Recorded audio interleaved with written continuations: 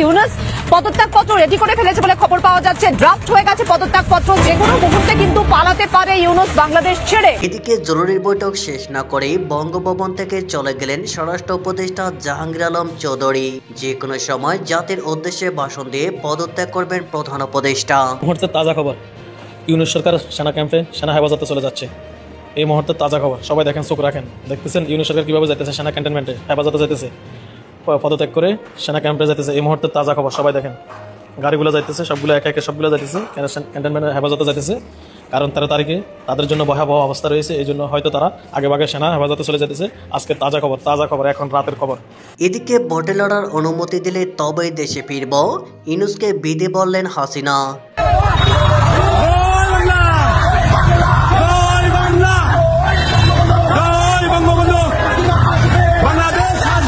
এদিকে বাংলাদেশের নির্বাচনে স্বচ্ছতা নিশ্চিতের আহ্বান ব্রিটিশ এমপি বব ব্ল্যাকম্যানের।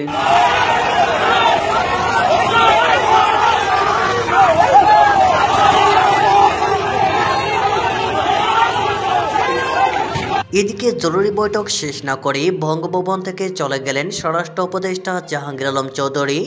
যে কোনো সময় জাতির উদ্দেশ্যে ভাষণ দিয়ে পদত্যাগ করবেন প্রধান উপদেষ্টা। রাষ্ট্রপতি নিরাপত্তা নিয়োজিত স্পেশাল ফোর্সের একজন সদস্য এটি নিশ্চিত করেছেন। বৈঠকে সেনাপ্রধান স্পষ্ট জানিয়ে দিয়েছেন, আগামীকালকে লকডাউনে সেনাবাহিনী কোনো প্রকার পদক্ষেপ নিতে পারবে না এবং অসাংবিধানিক অন্তর্বর্তীকালীন সরকারের মেয়াদ শেষ হওয়ায় প্রধান উপদেষ্টা ডক্টর ইউনূসের পদত্যাগ করতে হবে। রাষ্ট্রপতি মহোদয় সেনাপ্রধানের সিদ্ধান্তের সঙ্গে একাত্মতা প্রকাশ করলে বৈঠক শেষ না করেই সেখান থেকে বের হয়ে যায় স্বরাষ্ট্র উপদেষ্টা জাহাঙ্গীর আলম। পরবর্তীতে সেনাপ্রধান ডক্টর ইউনূসকে ফোন করলে তিনি ফোন কল রিসিভ করেননি। এখন দেখা যাক রাষ্ট্রপতি কি সিদ্ধান্ত নেয়। এদিকে ভোটে লড়ার অনুমতি দিলেই তবেই দেশে ফিরব, ইউনূসকে বিদে বললেন হাসিনা।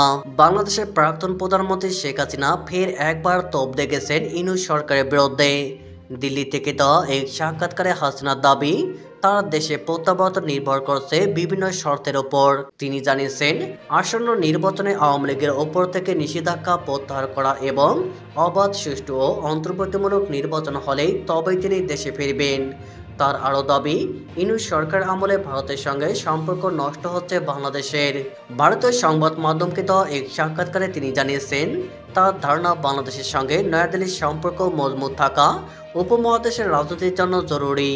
তার সময়ে বিদেশ নীতি থেকে সরে এসে ইউনূস সখ্য বাড়িয়েছেন পাকিস্তানের সঙ্গে।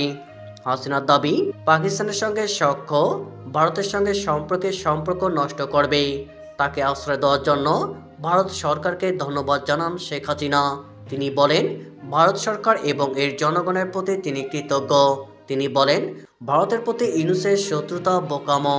হাসিনার দাবি, তিনি অনির্বাচিত, বিশৃঙ্খল ও চরমপন্থীদের সমর্থনের উপর নির্ভরশীল। তার অভিযোগ, আমার ধারণা তিনি আর কোনো কূটনৈতিক ভুল করবেন না। নিজের দেশে ফেরা প্রসঙ্গে হাসিনা জানিয়েছেন, বাংলাদেশের মানুষের প্রয়োজন অন্তর্ভুক্তিমূলক রাজনীতি। তিনি দাবি করেন, অন্তর্বর্তী সরকারের উচিত আওয়ামী লীগের ওপর থেকে নিষেধাজ্ঞা তুলে নেওয়া এবং অবাধ নির্বাচনের ব্যবস্থা করা। আগামী বছরের ফেব্রুয়ারিতে অনুষ্ঠিত হতে চলা নির্বাচন বয়কটের খবর উড়িয়ে দিয়েছেন প্রাক্তন প্রধানমন্ত্রী।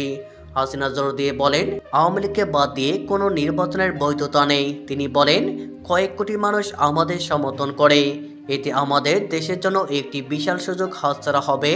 আমি আশা করি এই নিষেধাজ্ঞা প্রত্যাহার করা হবে। সরকারে হোক বা বিরোধী দলে, আওয়ামী লীগকে বাংলাদেশের রাজনৈতিক আলোচনার অংশ হতে হবে। নিজের বিরুদ্ধে ওঠা সব অভিযোগ অস্বীকার করে তিনি সরাসরি ইউনূসকে চ্যালেঞ্জ করেছেন। তার দাবি, ইউনূসকে তিনি সরাসরি আন্তর্জাতিক আদালতে লড়ার আহ্বান জানিয়েছেন। হাসিনা মনে করেন, আন্তর্জাতিক আদালত নিরপেক্ষ। ইউনূসের যদি নিজের অভিযোগের সত্যতা সম্পর্কে ভরসা থাকে, তাহলে তিনি আন্তর্জাতিক আদালতে লড়বেন। বাংলাদেশে তার বিরুদ্ধে চলা সব মামলা পক্ষপাত দুষ্ট বলে তিনি দাবি করেন। তিনি বলেছেন, বাংলাদেশের আদালতে যে শুনানি হচ্ছে সেখানে নির্দিষ্টভাবে তার বিরোধী দলের নেতৃত্বে রয়েছেন এবং তার বিরুদ্ধে ষড়যন্ত্র করা হচ্ছে। এদিকে বাংলাদেশের নির্বাচনে স্বচ্ছতা নিশ্চিতের আহ্বান ব্রিটিশ এমপি বব ব্ল্যাকম্যানের। ব্রিটিশ সংসদ সদস্য এমপি ব্ল্যাকম্যান বাংলাদেশের আসন্ন জাতীয় নির্বাচনে মুক্ত, ন্যায্য, স্বচ্ছ ও অংশগ্রহণমূলক পরিবেশ নিশ্চিত করার আহ্বান জানিয়েছেন। তিনি এক বিবৃতিতে বলেন, বাংলাদেশে নির্বাচন হতে হবে এমন এক প্রক্রিয়া যা জনগণের ইচ্ছার প্রকৃত প্রতিফলন ঘটাবে। বিবৃতিতে ব্ল্যাকম্যান উল্লেখ করেন, বাংলাদেশের অন্তর্বর্তী সরকার প্রধান ডক্টর ইউনূস আইনের শাসন ও ন্যায় বিচার পুনঃপ্রতিষ্ঠার প্রতিশ্রুতি দিলেও গণতান্ত্রিক সংস্কার ও সংবিধান মূল্যবোধ পুনরুদ্ধারে অগ্রগতি প্রত্যাশিত মাত্রায় হয়নি।